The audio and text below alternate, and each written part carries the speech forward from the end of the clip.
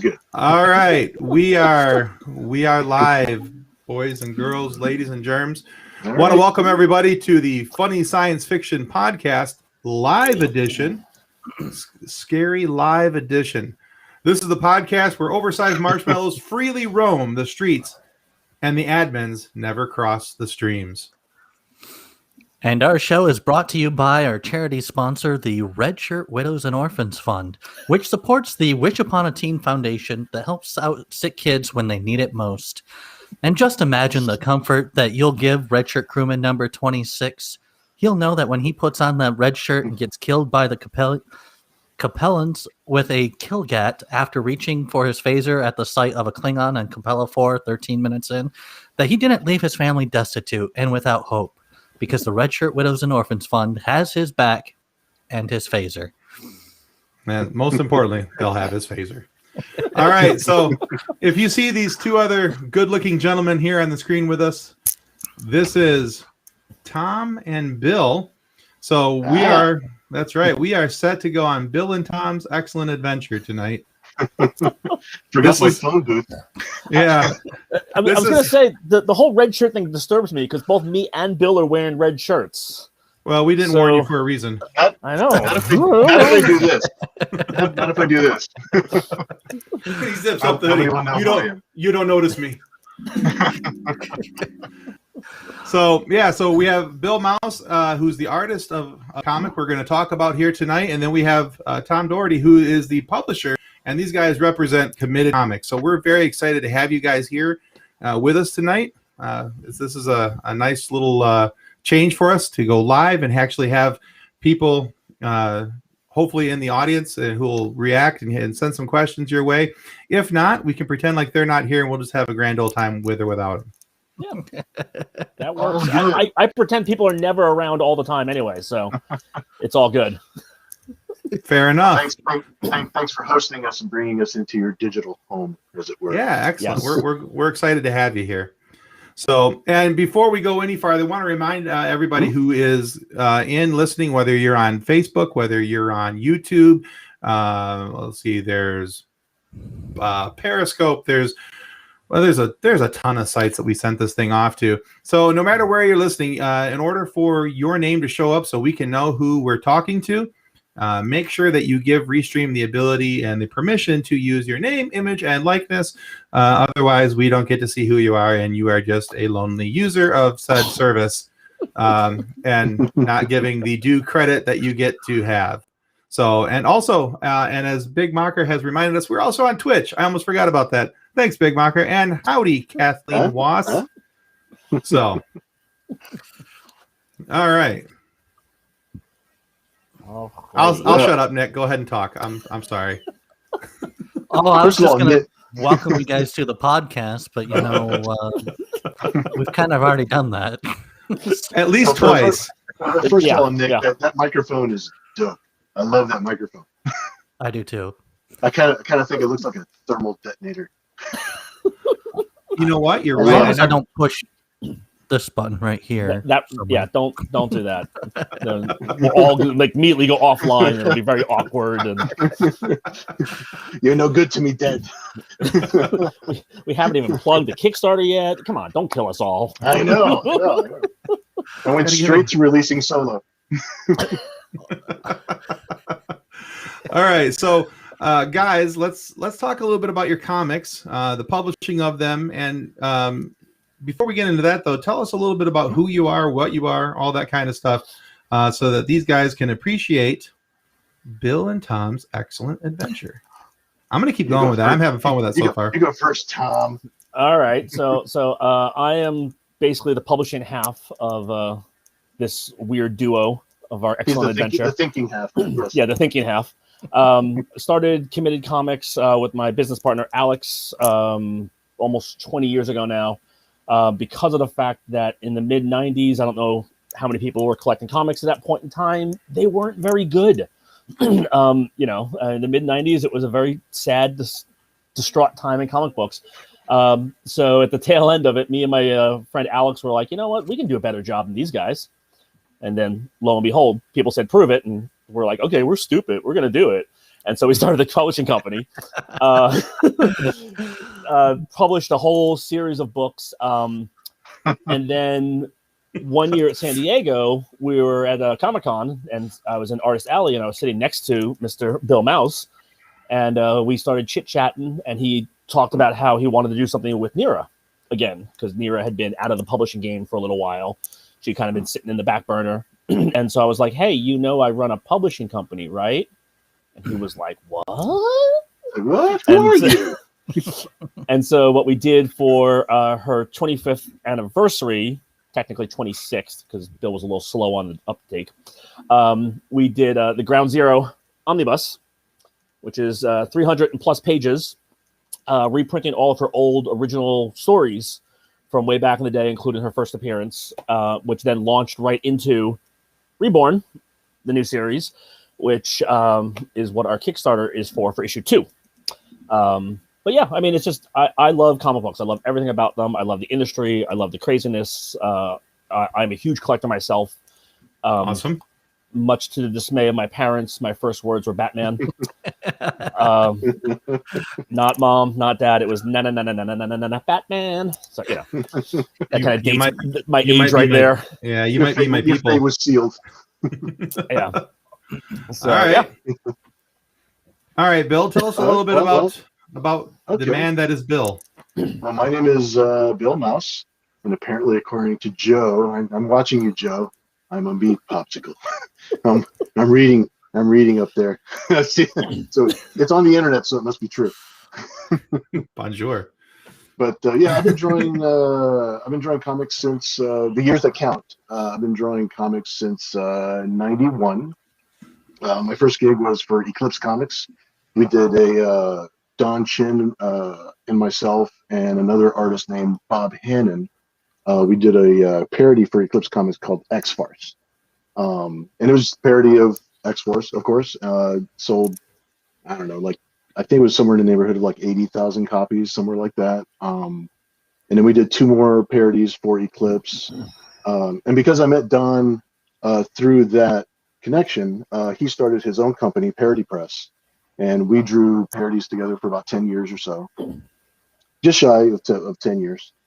Started Entity Comics. That's when we launched, we got the license for Zen Intergalactic Ninja, and that's where NIRA-X got her first appearance. And then she spun out into her own series from there. So that's what I've been doing. I've lots of different independent comic book projects, lots of different companies, and now NIRA-X is with Committed Comics. And we did do the Omnibus, which is I call it, it's an omnibus style book, but we call it the Essentials Collection, because it does reprint the meat of the book, and in the center of the book is her first appearance and her first 3 series that we published for Entity Comics, which is a good jumping on point for somebody who just wants to look at the first, jump into the story the way it was told originally in the 90s. So what we did was we bookended it. In the very front of the book is a little bit of news story that leads into all of the old material, which is a flashback. She experiences a flashback of awesome. All these memories, which is all the old issues. And then we end the book with her in the present day, her present day anyway. She's time traveling intergalactic bounty hunter self. So, and that leads into the issue 1. So that way new readers are like, all right, I have an idea of where she's been, and this is cool. This is where she's going to be going. And that's, right, cool. And that's what we're doing. Yeah. All right. Does she use a phone booth to teleport, time travel? And is it bigger on the inside? Readers want to know. It's always bigger on the inside. Always bigger on the inside. Right? That's just a trope that plays through. Okay. Like the turbo lift on the outside. The turbo lift on Star Trek now. For some reason, the inside of the ship is as big as Blade Runner's city for some reason, with no shafts whatsoever. It's just a floating elevator. But I digress. Let's go back to our stuff. Okay. All right, so let's talk about the Kickstarter you guys have going. Now, you mentioned that you have a Kickstarter, and yes. So tell us a little more about the Kickstarter. What is it for, essentially? Because you said that there was released episode 1, and then there was a possibility of episode 2, and then so tell us a little bit about that, and tell us what the pledges get for the Kickstarter, for their different levels of pledge, what levels are available. and especially because I'm sure that with COVID, COVID is kicking your butt, I'm sure, trying to get this thing up and going, because it's kicking everybody's butt. And I'm not just saying that against you guys. That's we're all in the same boat. Yeah. This is a universal issue. So tell people where they can find your Kickstarter and all that stuff, and I'll shut up and let you talk. So you can actually just either search NIRA-X or Committed Comics on Kickstarter, and it'll pull up. I shot a link out to you guys in the little chatty chat. I don't know if we can kick it up into the screen or whatever. But it's for issue 2 of NIRA-X Reborn. And the reason is because of the fact that we had printed issue 1 pretty much at the tail end of 2019. And we're like, hey, we'll just push it for the convention season 2020. Da-dum. And we all know that didn't quite happen. And so right now, since it's for issue 2, every single pledge already gets issue 1. So you're already 2/3 of the way there for the story. It's a 3-issue miniseries, the first of many, hopefully, depending on Bill. It's and so we have a bunch of the different tiers, ranging from just PDFs for $5, and that gets you, as of right now, because we've actually done some stretch goals and unlocked some stuff, it actually gets you Reborn 1 and 2. It gets you one of Committed Comics books, Jackrabbit, which is a 106-page full-color graphic novel, which is actually a parody book, which is ironic because Bill started in parodies. But and then you also get issues 1 and 2 of my friend Todd's book, Ice Pick. Okay. He was kind enough to allow us to do that. And so basically, even just at $5, you're already getting like 5 books at over 200 pages or so. And then from there to get the physical copies, like issue 1 that I'm holding here, very physical. It's only $10. Almost sounds violent. It's a very physical copy. Yes, yeah. You gotta hold it down. Yeah, it's and then and so we've already done some stretch goals. So you get issues 1 and 2 of NIRA-X Reborn. You get a thank you funded print, which is going to be basically 7x10 comic book size, with brand new artwork that Bill did for it, with all the backers' names on the back of the print. Oh, nice.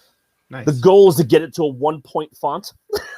To get so many backers on there that we have to literally, I would be ecstatic to get so many backers to where I literally have to do a second print of just names and just be like, no, really, it's all there. And you also get an oversized hollow foil sticker. Each of the retail covers of NIRA-X Reborn number 2, which everybody gets who pledges physical, is going to get a signed copy. Bill's going to be doing a signed signature plate that's going to go right over the UPC, like a little seal down here. Nice. Okay. Me and him just finished a design today, which I thought was pretty cool. And then you also get a metal bookmark with brand new artwork on there. You get a sticker. You get, dear lordy, what else do we get? We got so much. You get a Ginsu knife set. You get a potato repeater. Well, I guess people just have to go click on the link to find out. Though. Yeah. But yeah, I mean, we're doing much. You also get a, and then we have a bunch of different variant covers done by friends of ours who are also fans. Bill McKay did a cover, and you also get a print with his artwork on there because he's the exclusive Kickstarter cover, so you can only get his cover via the campaign. Oh, that's cool. And we also have covers by Mog Park, who did work for HBO and Game of Thrones. Kevin McCoy, who's done covers for Zenoscope. He's doing a whole series of pulp novel covers. It's very cool. Yes, no, we're getting there. Bill's own daughter, Kat, did 2 different covers. You'll see her. She's wandering around the background. Yeah, I see her back there. Floating past the Gallagher machine. We also have covers by my friend Michael Calero, who does some really amazing artwork. His original artwork is going to be up on for a reward soon once I get around to typing it in. But yeah, I mean, anywhere between $15 for Cat's variant cover up to $50 or $40 for Bill McKay's exclusive cover. And then we also have pin sets. We have some limited edition signed and numbered pin sets with their magnetic pins that actually come with the hardcover. Oh, nice. Omnibus. And then we also have, like like Joe said, we have a 3D mouse pad highlighting NIRA's best assets.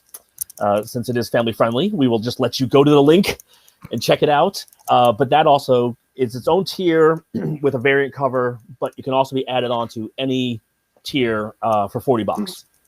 So literally, you can just get the $10 tier of just the books and get stuff. And we have a whole bunch of, like, almost every cover is available for add-on. And then there are some that are only available by add-on. There's no tiers. Just because we want to basically keep on being able to give people more and more and more. Yeah, exactly. Right. Yep. Nice. And of course, the ultimate goal is to reach 20. Yes. Because when we reach 20,000, everybody gets issue 3. So it's like, you don't have to wait. You don't have to, do another Kickstarter later on to find out, like, what happens at the end of the story. If we actually reach that $20,000 stretch goal, then everybody gets the whole set. So it'll be a one and done. Get the whole thing all in one package, which would be super nice. Oh, that would be cool. Yeah. All right. And just a reminder to the listeners, if they have any questions, to type them into the comments, and we'll get to those. Yeah, maybe, absolutely. If you've got questions or comments, throw them in there. Let's have them. But let's talk about comic book influences. So, Bill, what inspired you to become a comic book artist? I've been drawing since I was not supposed to. I was one of those kids in school that was always drawing and talking to my friends in the back of the class kind of guy. That's how I made friends. That's how I socialized. It's like, oh, draw me this, draw me this. I was that kid. That's essentially that. Bill, I have to say that might be the best answer I think we've ever gotten to that question similar to that. I was the kid who was drawing when I wasn't supposed to be. And done. Okay. I wanted to say something like super cool, like, oh, I remember this one time I went to Arthur Adams' studio. So I want to say something real cool like that, but that's the truth. I was one of those kids. You're not cool, Bill. Just stay in your lane. No. I'm super comfortable in my own skin. Trust me. Love it. All right. Knowing who you are is knowing's half the battle. And Tom, what inspired you to be so heavily into comic books and then starting to publishing them? Like I said, I've been a fan my entire life, and it got to the point where I grew up in New York, and so in the mid 80s, there was a tremendous amount of conventions to go to. Like almost every other month there was a convention somewhere in Westchester County in Manhattan. And so I got to know so many people in the comic book industry because, again, this was before, giant movies and that kind of Marvel, MCU. You would go to a hotel ballroom and there'd be like 10 creators just hanging out, and a whole bunch of guys with long boxes, and you just go through. And it was, in my brain, the golden age of, conventions, because you could just meet everybody. And so I actually got to be really friendly with a bunch of different artists.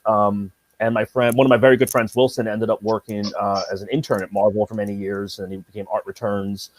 And so I would go to the Marvel offices, and then I had some friends who were interns at Valiant, so I'd go hang out at the Valiant office, and so it got to the point where, like, I just knew so many people.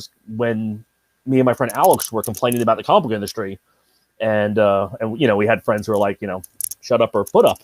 It was like, oh, well, we can contact this person and contact this person and call this person and get advice from this person. I mean, I learned how to do the digital pre-press for the comic books from Kevin Tinsley, who set up Marvel's digital pre-press for Marvel Comics. Okay. So, like, he actually taught me, how to do it. And then he also wrote an amazing book, Digital Pre-Press for Comic Books. It's the only digital pre-press book. So I definitely suggest everybody who's interested in comic books, publishing and that kind of stuff, to go out and find that book on Amazon. But yeah, it just got to the point where I just knew so many people. I was like, why would I not do this? And then we named the company Committed for 2 reasons. One, because we have to be completely insane to go into publishing. Fair enough. There's an old adage of, how do you lose, $1 million? You start off with 2 million and you go into publishing. Yeah. And then the other thing was I was a retailer. Podcasting, so yeah, there you go. I was a retailer in New York for many years as well, And every month I would have to go through the catalog from the different distributors. And, by the time you got to, the M companies, your brain is frizzled and fried. And you're just like, whatever, I'm just going to reorder exactly what I did last month. And I was like, no, I want to be noticed, Mm-hmm. So we were, we came up with the concept to be, committed, which was, right behind Chaos Comics, which was a staple for comic book stores in the mid 90s. I remember them. Yeah, I mean, Brian's doing amazing stuff now with I think it's just Coffin Comics now. So again, he's still in the C's. Like he's smart. He knows exactly where to stick your name. Hung out towards the front. Yeah. Yeah. Mm-hmm. So yeah, that was pretty much it. I mean, it was just completely All right. just insanity. Going like, hey, let's go do this. All right. Well, we have a question here from Chet. Oh no. Will Tom do a foil version variant somewhere down the line? Oh, I don't know. Hey, Bill, you want to draw a foil variant cover? Why, yes, I do, Tom. Well, then, Tom, back to you. There's your answer. Absolutely. Actually, All right. me and Bill were talking today about how he was thinking about doing another cover to add on to, as an add-on pledge. And so that might be one of the things that we can actually do is do it as a foil. It's possible. We could do that one as a foil or have two different versions of that one. Have a regular and have a foil, so that way people can choose between the two. Yeah. All right. Yeah. But we're doing a couple of add-on covers as bonuses towards the end of the campaign, since we don't want to. Well, you can't change the actual tiers, but having some add-ons and having some surprises towards the end, if people wanted to just add that into their tier, it's kind of cool. I like the idea of, it's like, oh, towards the end of the campaign, you figure we're all fizzling out, and it's like, oh, there's a new little thing. So it might be something special, keep you excited about things, and All right. Cool. Yeah. All right, Chad, I hope that answered your question. You heard it straight from the meat popsicle himself. All right. All right, but I'll stand up straight. there you go. Get you noticed. All right, so let's talk about sci-fi influences here, because clearly there's some sci-fi influence with everything that's gone on in the NIRA and NIRA Reborn. Because you lean pretty heavily into some sci-fi and comic book tropes that will be familiar to some readers. But I want to state, and I want to make it clear, that it's not to a point where it's uncomfortable, or a reader should look at this and go, well, been there, done that, here it is again. I don't think it's anything like that. It's very fresh. It's very vibrant. I wanted to say that from an unartistic person's viewpoint, I did appreciate your use of colors and objects that complement your storylines very well. Thank you. I appreciate that. I feel like I'm trapped in the 90s. I feel like I'm a 90s guy through and through. So I think all the stuff I produce is probably going to have that 90s kind of flair to it. Well, good, because we're going to talk about that in a minute too. So I was like, there goes that question. I sensed it in the force. I knew. And goodbye question. All right. So let's keep on this line of sci-fi though. What were the influences of sci-fi that affected you when creating your stories, such as NIRA-X? And Tom, you can comment too. What sci-fi influences you had growing up as well? What were the things that influenced little Meat Popsicle and little Tom to? I'm sorry, I'm gonna keep going with that. I blame Joseph. This is his fault. Yeah, we all do. Yes. Consistently blame him. So yeah, so what were your influences, Bill? What are the things that in sci-fi world that kind of shaped your opinions? I grew up on a lot of Buck Rogers and Battlestar Galactica, and my 80s 8 o'clock lineup was pretty solid. That was a pretty religious bit of television for me. All right. Dukes of Hazzard and Knight Rider notwithstanding, but still, all the sci-fi from the 80s and 90s, I kind of played into me a whole lot. Yeah, the NIRA-X book is like superhero, but it is like 30% superhero and like 70% sci-fi. The way that, and I'm fascinated with time travel. I'm fascinated with space. So that always plays a big part. Who's writing what? All right, Okay, good. He takes all the blame. He says he has no issues there. This is good. This is good. We're all right. I'm reading Joe's response. We are very glad, Joseph, that you're able to accept that, shoulder up to it. Makes it easier on our end. All right, so Tom, tell us about you. What were some of your influences in sci-fi? I mean, I've been a big fan of Star Trek, Star Wars. Battlestar Galactica. The what was it? Those go without saying. 2010 reboot. I think it was 2010. The reboot of Battlestar Galactica that Ron Moore did. I was like completely obsessed with that. Like I've met almost the entire cast at this point. I have a box that's signed by almost everybody. Obsessed with that series. I've watched it probably 100 times at this point. Okay. And the funny thing was, is just in terms of committed, we had one miniseries, Neo Dawn, that was kind of sci-fi. It was kind of more like sci-fi espionage type story, but we didn't really have a very strong, consistent sci-fi presence in the company. We had a parody book. We had very superheroish, very action oriented. We had a lot of character driven stories, but we didn't have like just a typical guns blazing spaceships flying type of thing. Mm-hmm. So when Bill was talking about bringing NIRA back, I was kind of like, that fills that void, Wait a minute. Yeah. So now we actually have a decent ongoing sci-fi chunk to our stable, which is nice. Yeah, absolutely. She's a Mandalorian in a swimsuit. And there goes my other question. Oh, sorry. And goodbye. Look, if you guys didn't want us to answer the questions before you asked them, you shouldn't have tweeted them out. Okay, I'm just saying. It's just we shouldn't have passed them on with telepathy. Right. My headphones are midichlorian high right now, so There you go. I'm sensing things. All right, so I don't think you guys have mentioned this yet, so I think this is still a safe question. But so clearly you guys both have a sci-fi and comic book background. Both of these things are pretty easy to see for us here. But it still leaves us with the question of what's your favorite? What was your favorite comic book story growing up? What was the one where you go, hey, did you read this? You got to read this. This is the super cool one. You can go first. Well, I'll go first. You go first. You can go, because this is always the dreaded question for me, because I have a billion stories that I've read. Here's the thing. When I was a kid growing up, one of the books that I would get that really inspired me to draw sequential art, that really got me to start practicing and drawing instead of just pinup pages, instead of just, I went to see Star Wars as a little kid.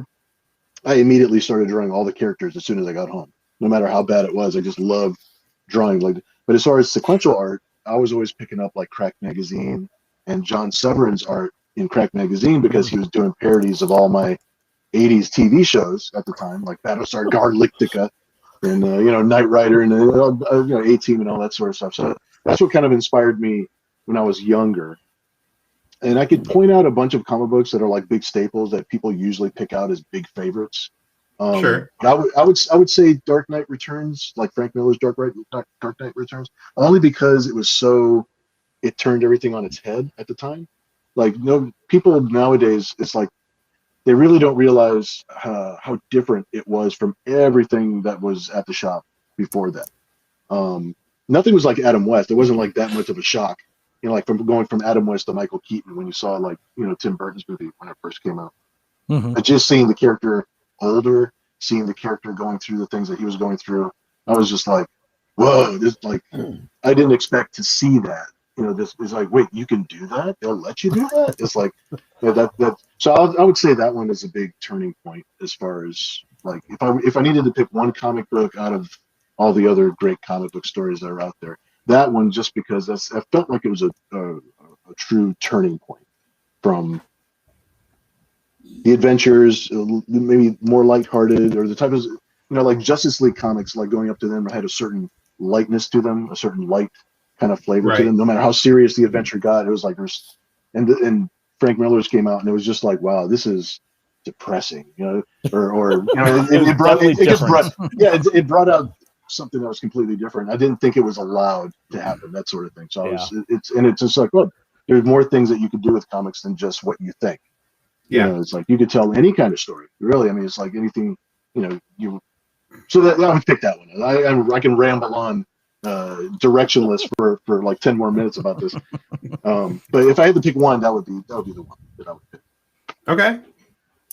Yeah, I mean, mine, it's interesting because, you know, like Bill was saying, if I go back and think back to when I was growing up reading the books, like, you know, as I've gotten older, I've discovered a whole lot more different type of stuff. Like, you know, again, discovering all of Will Eisner's, you know, graphic novels, and, you know, and then, you know, discovering his Spirit stuff, and then, you know, reading, you know, I read all of the 90s, you know, superhero stuff and the 80s superhero stuff, but I didn't really understand a lot of it, you know, in terms of like storytelling. And then like reading, you know, Jack Kirby's, you know, Fantastic Four run, or, you know, seeing New Gods and Forever People. And, you know, like as I've gotten older, I've come to appreciate a lot more of that stuff. I think what kind of caught my eye again in 86 was probably Watchmen. And I think for me, one of the reasons why that caught my eye so much is not only was it like real life and, you know, serious, and then of course, you know, then learning the history of it with, you know, Alan Moore wanted to do the Charlton Heroes, and, you know, which are completely different than what he was able to do. But then also seeing with the graphic novel, when it was all collected, seeing all the insert stuff. It wasn't just what was on the page. He also said, oh, by the way, there's this entire paragraph of stuff, you know, that is weird clippings that, you know, that he had Dave Gibbons draw, which added to the story, which wasn't part of the story. You know, like it was part of the story, but it wasn't part of the story at the same time. And that's kind of, I've realized that actually carries over into some other books that I really like. I'm a big fan of Terry Moore's Strangers in Paradise. And, you know, Terry does the same thing. You know, he'll basically put like a song lyric in the beginning of one of the issues. And like, that's the song he's listening to, which kind of dictates the pace of the storytelling. You know, and so it's different stuff like that, you know, as I've gotten more sophisticated or mature or whatever the word you want to use, you know, I'm able to see that. But just in terms of just kind of grabbing my brain and eyeballs, it was definitely probably Watchmen. In 86, all right, cool. You know. Yeah. And for whatever reason, now I picture you sitting on your couch, reading a comic book, drinking your tea with your pinky out because you're sophisticated. It's a room filled with books with nothing but dark brown furniture, like a smoking room. You know, he wears an ascot. There it is, little smoky jacket. I'm not Steranko. I don't wear an ascot. Okay, that's Jim Steranko. That's not me. Muffy, have you read this new episode of Batman? It's delicious. So it's funny that I bring up that book is my turning point as far as a reader, but as far as like an artist, as far as me actually working, I think Shiro's Appleseed and Ghost in the Shell, I think those are the ones that made me work differently, just because he does so much world building. He draws all this stuff on the side that's just like, oh, by the way, all the weapons that they use look like this, and this is how you load them, and this is how you go to the store and you buy it. And it's like he draws all this detail.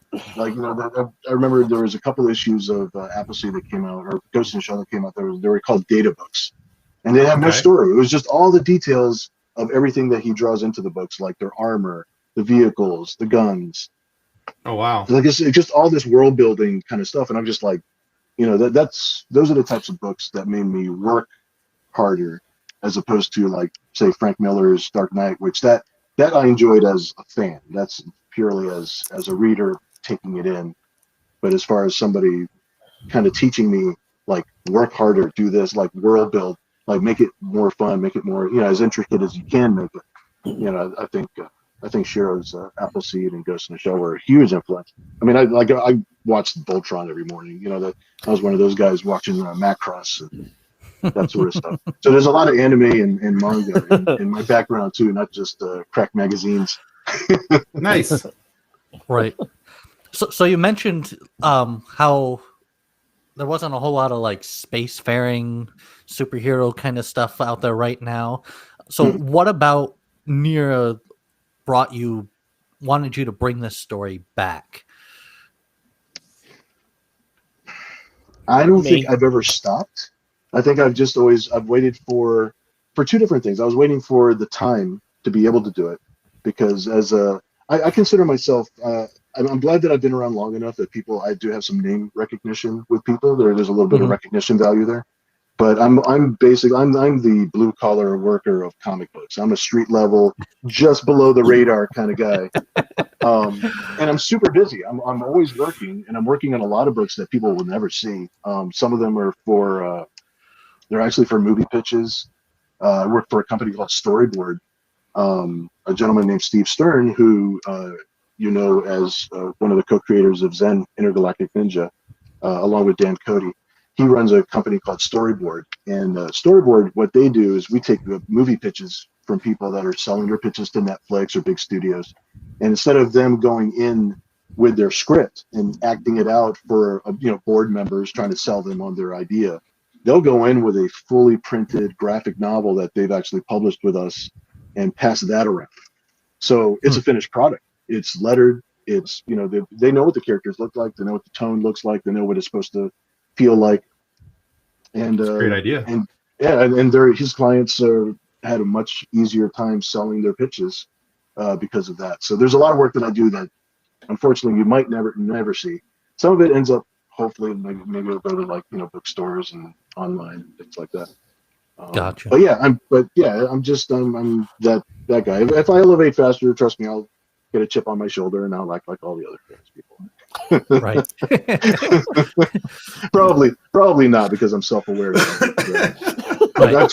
I've taken 30 plus years to practice my skill. So hopefully if the fates are listening and want to tempt me a little bit, then it's like if I hit larger levels of success, then I'll dare myself to stay humble. Right. Bet you can't. So- No, just sorry. No, I know, right? No, I'm gonna buy a pie shop, and I'm gonna call it Tom's. Hi. Just because I have the money. Right.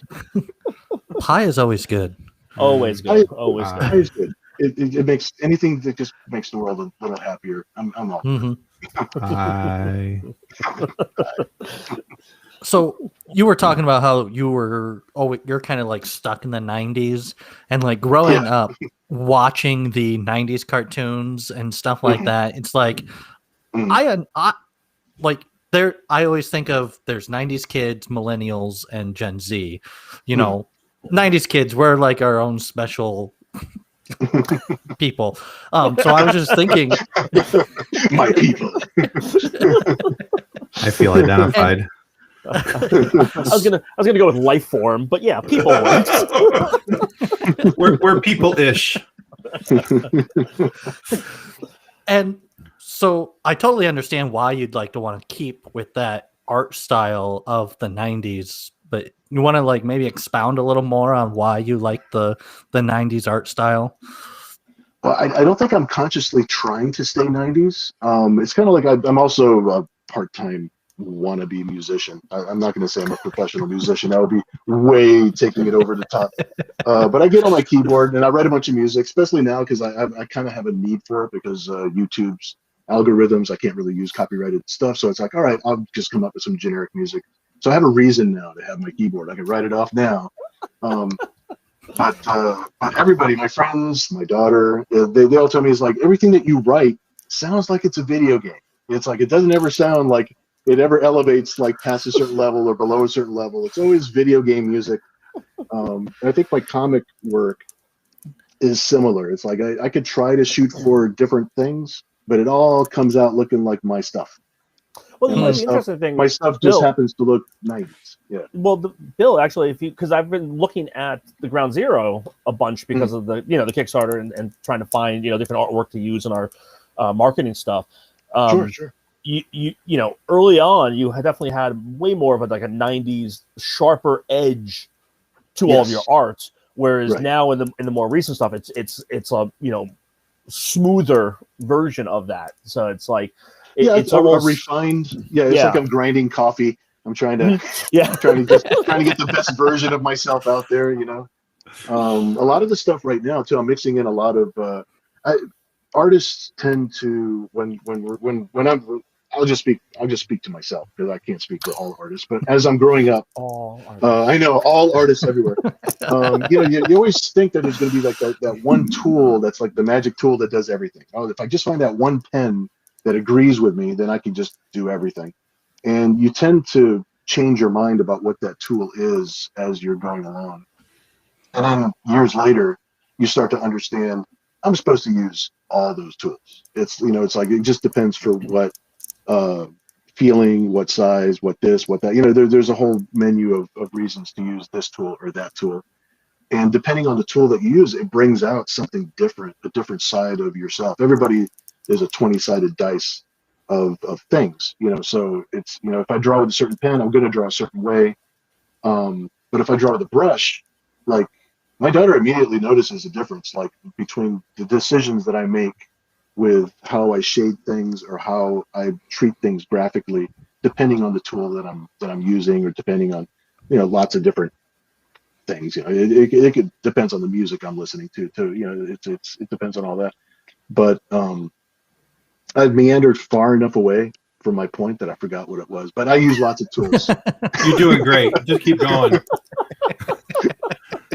Oh yeah, Tom was saying that I'm refining myself. So I'm just saying, yeah. It's like now I'm using all the different tools. I'm being a little bit wiser with when I use what. He's using all of his fingers. Yeah, he's using all his fingers to paint now. I don't finger paint no more. I used to type like this, and now I'm typing like this. Mommy said I can use my pinkies too. So, okay. Well, I don't think that there's a problem necessarily, and I don't want you to think that we're saying there's a problem with being a '90s inspired artist. I think that I think that it's much the same reason why, like when I was growing up, I couldn't understand why my dad always listened to classic rock. Okay, I got you. Why won't you listen to the new stuff? Why don't you listen to the new stuff? There's all these great bands out, because I was a kid of the, I graduated in '95, and most of my formative years are those early grunge years of the 90 to 95, and I'm heavy into Pearl Jam and Stone Temple Pilots and things like that. And sure. And so I don't think there's anything wrong with being inspired by. There we go, punch a microphone. Being inspired by that era, because you look at the music that's coming out today, it's clearly inspired by that. There's all these things, and I think that there's a lot of things that are coming out in the movie world and the TV world that are clearly inspired by that era. So there's nothing wrong with being inspired by it. There's nothing wrong with it doesn't mean that you're stuck in that era by any means. I think that now there is a difference between when I say I'm stuck in the 90s. Like, there is a difference between when you're coming at a piece of artwork or music or whatever it happens to be. You're coming at it with everything that you know today, but you say, but if I were to come at it like with exactly like the 80s attitude along with the 80s subject matter, then it's like, because right now I can watch an episode of Knight Rider for about 5 minutes, and it's like it's way worse than I remember it. It does not stand up to the test of time. It used to be the coolest show, man. Yeah, dude. It's like I would watch that show, and right now I'm thinking to myself when I tried, went on YouTube and I saw some clips, and I'm just like, I really only watch this because the car talked.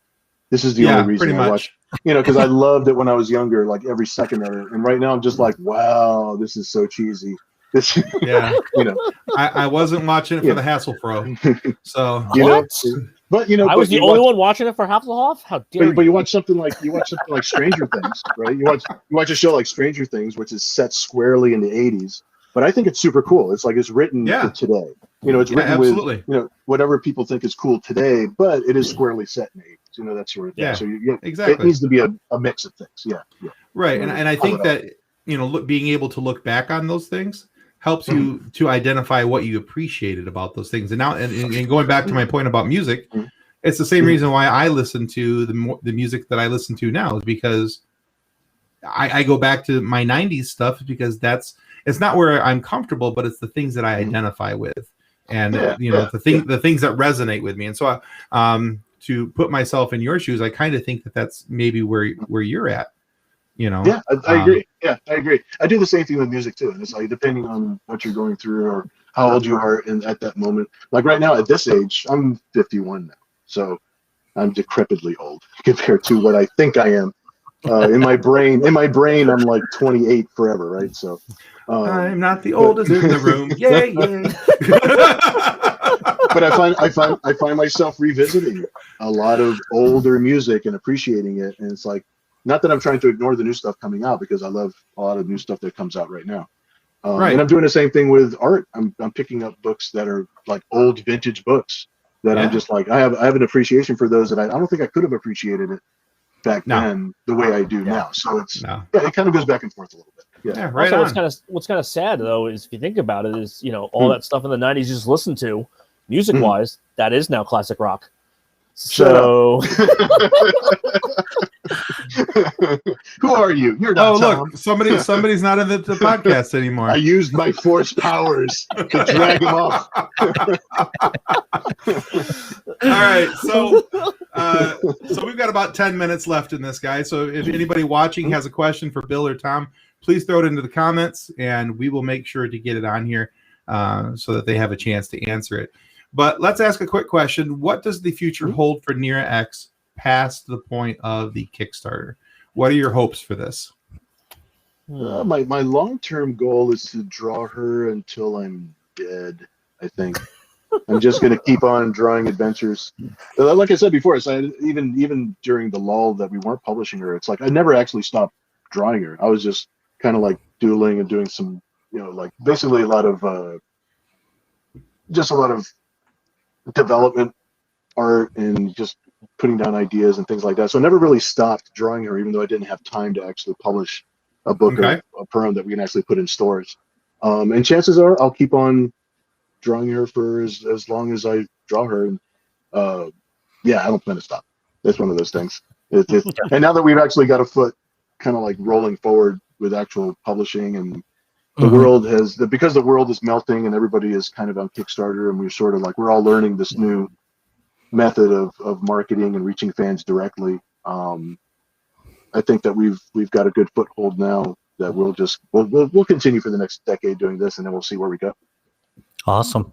So where can people go to find out more about your Kickstarter, NIRA, and more about Committed Comics as well? So you can search NIRA-X on Kickstarter.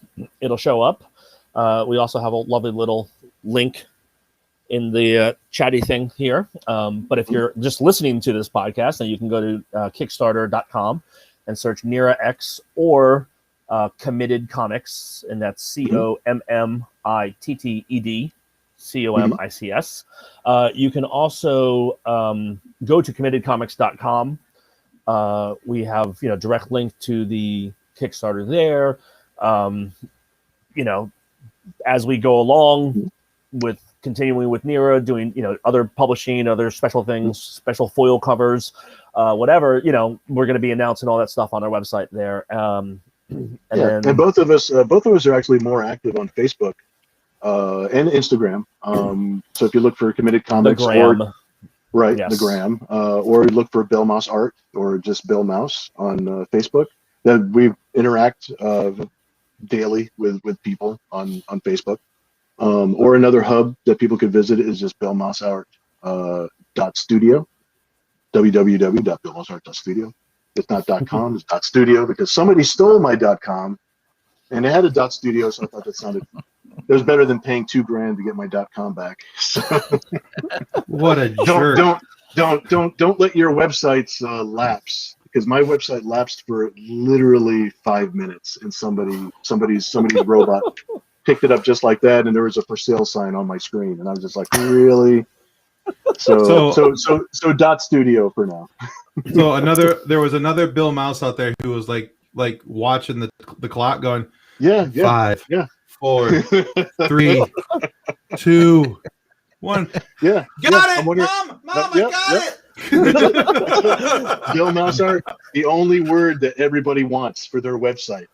Well, of it course. Speaks to so many. It speaks to so many.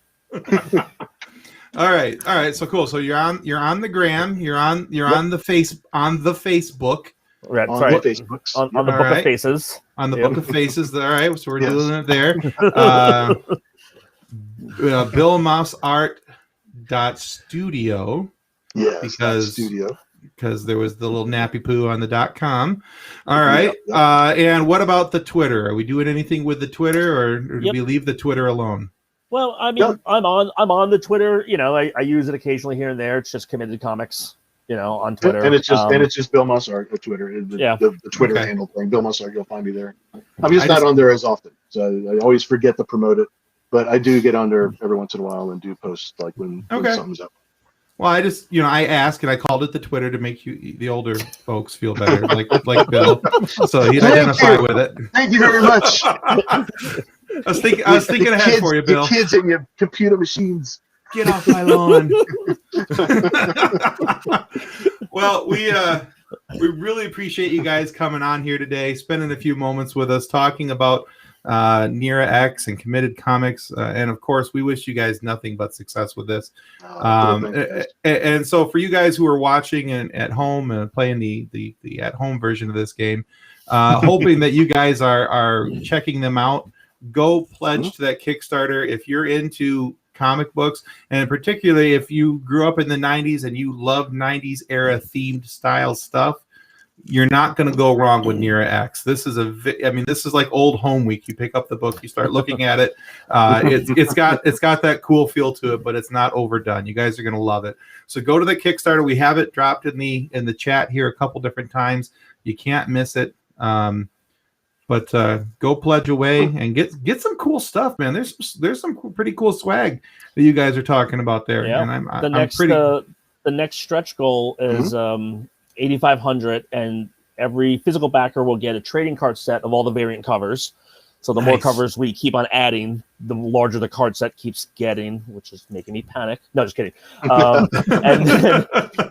then even if you just do the $5 digital tier at 8,500, you actually get a digital version of Ground Zero of the Omnibus, and that's exclusive to the digital people. So it's like, then you're getting even better.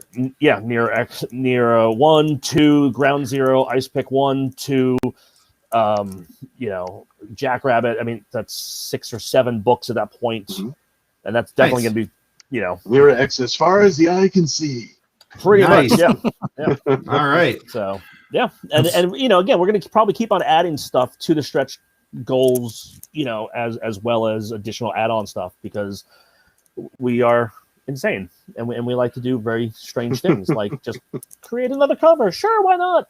Yeah. Well, that's how we get to have fun with it. Yeah. Is the levels of insanity. Yes. All right. Well, cool. So after we're done live, this will be posted on our YouTube page, Funny Science Fiction Podcast over on YouTube. You guys will be able to rewatch this because clearly this will be something you'll want to rewatch for ages and ages and generations and generations. And if nothing else, just to see Bill get called a meat popsicle over and over again. It's a day in history.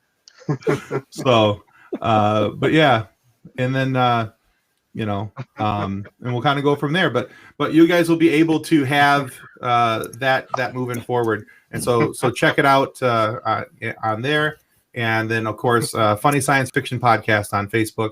We'll share it there as well. You guys will be able to continue to check out the progress of Committed Comics. So thank you everybody at home for watching. Nick, my very patient co-host, thank you for letting me talk over top of you.